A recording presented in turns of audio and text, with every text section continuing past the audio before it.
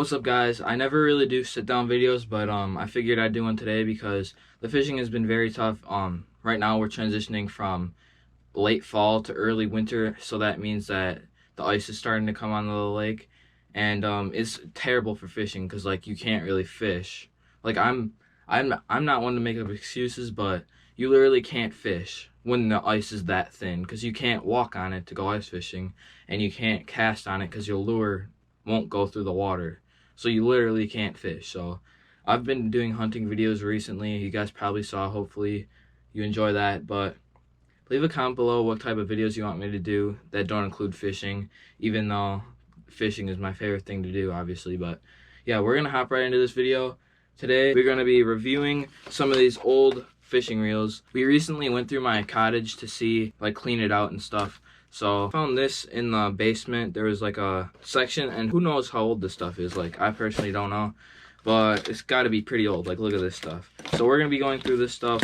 Hopefully you guys enjoy these types of videos. I mean, it's probably not gonna be as entertaining as like fishing videos, but there's some janky looking stuff in here. So we're gonna look through it, see if any of this stuff has any value to it. So hopefully you guys enjoy. First, we're gonna start out just by looking at this Johnson graphite. This is a 525 force, it says. I don't know if you guys can see that, but comment below if you know how old this reel is, and I'm gonna say that for all the reels. So it works barely. I can barely. So there's some extra line that was just like if you look in this box, there's line all over, and it's all just a big mess. So these are some pretty antique reels. It reels, but like it barely reels at all. This has got to be pretty old. It's got the one reel crank. I can't even reel the line in here. It's a little push button reel. So yeah, and I'm running out of video ideas, so it's probably not the most entertaining video. Comment below if you think I should keep the setup like this, or if I should move it to a different spot or change it up, because I never do these sit down videos. I'm always fishing or doing something outside, but this is my first sit down video, and I might do a couple more of these since winter time in Wisconsin, you can't really fish besides ice fishing. Yeah, enough with this reel. This is the Johnson Graphite 525 force. So hopefully that has some value to it. Then there's another one that looks kind of similar. These all kind of look similar. They're all antique. It's not like these are reels that professionals use or anything. These are just button reels. Okay, so then up next we got a, oh, this has a lot of words on it. This is a Shimano fight and drag system. So I don't know what that's supposed to mean, but I don't see a name for it. Like that one had like a 525 force or something like that. This one just has a bunch of random words. Like, if you see, the one word I keep seeing the most is fight and drag. So I'm assuming that this reel is called the fight and drag. This is what it looks like.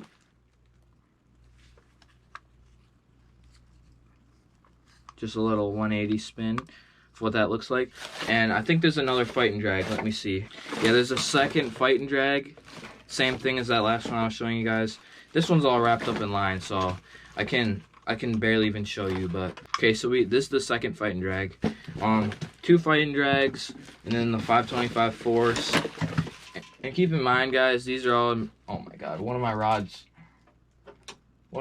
just fell. So these are all old rods, if you guys didn't know. And I'm gonna talk a little bit about my setup, my little studio.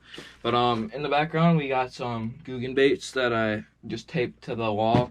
Pretty cool, right? And then we got some rods that I used as from my childhood.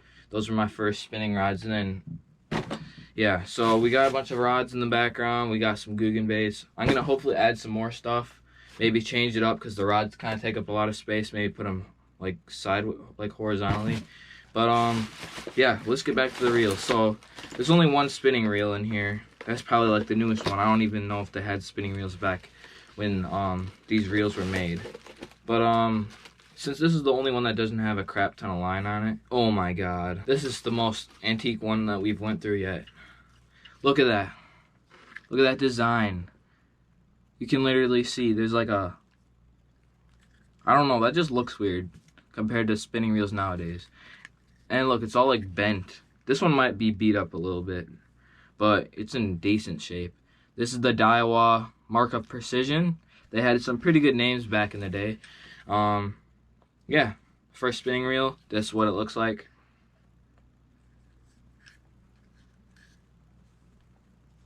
yeah, pretty janky. And then we got a couple more left. Oh, this one is crusty. This one's probably in the worst shape out of them all. It's still, like, these are still in pretty good shape for how old these are. I don't even know if they're 50 years old, 100 years old.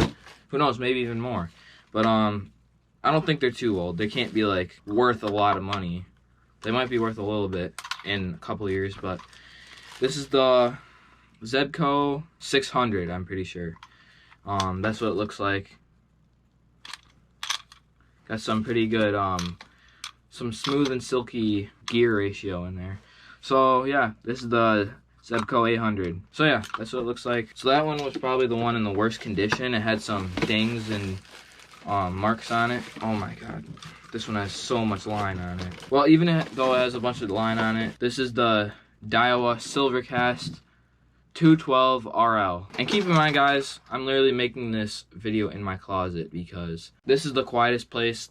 Like, my room is filled with fish tanks, so, and my closet's pretty big. It's like a walk-in closet, so I just moved everything to the side. That's some of my clothes over there, and then that's my dresser and stuff.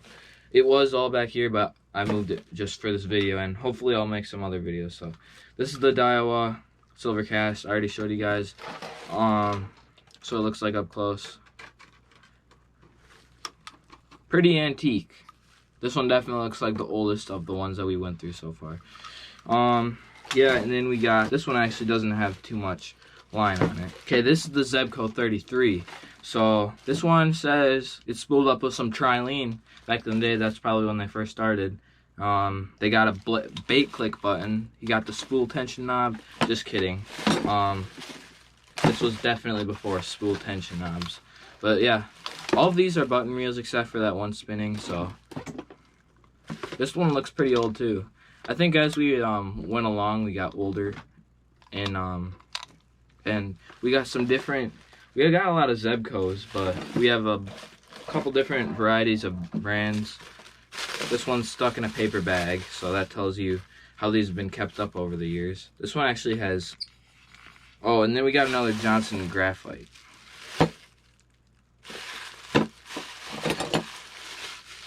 There's a random Walmart bag in here, so that just tells you a little something about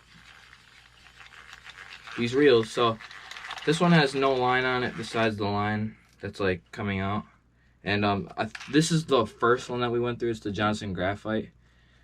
So yeah, same thing. It's the 525 force. So we got two 25 forces, and then we got two of these Shimano fight and drag. So I just threw them all on the ground. Now we don't have any reels, and I'm gonna compare those to some of the reels I have now. So as you guys can see from the background, I already pointed that out before, but these are some rods from my childhood, and this is what enabled me to start catching big ones every day. So huge shout out to some of these reels. I got a bunch. I have more, but shout out to these reels for helping me. Oh, there goes that one. My whole tripod almost just fell over. But yeah, shout out to these reels. These are modern reels. They're not very expensive or anything, but yeah, I'm sure you all know what the average spinning reel looks like.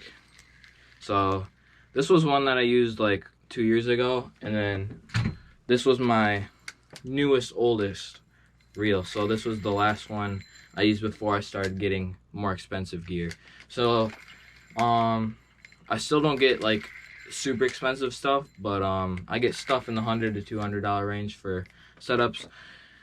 I got some bait casters and stuff like that. I don't use spinning rods only, so don't comment that. So yeah, if this is your first video you're watching of my channel, then I'm very sorry, because I hate sit down videos, honestly, and I think they're pretty boring. But this one hopefully was more exciting than most sit down videos. So we went through some of these old crusty antique reels. They're actually in good shape, so they might be worth something, so I might have to look into the price. But yeah, I think that's pretty much it. So Thank you guys so much for watching, and I'll see you all next week.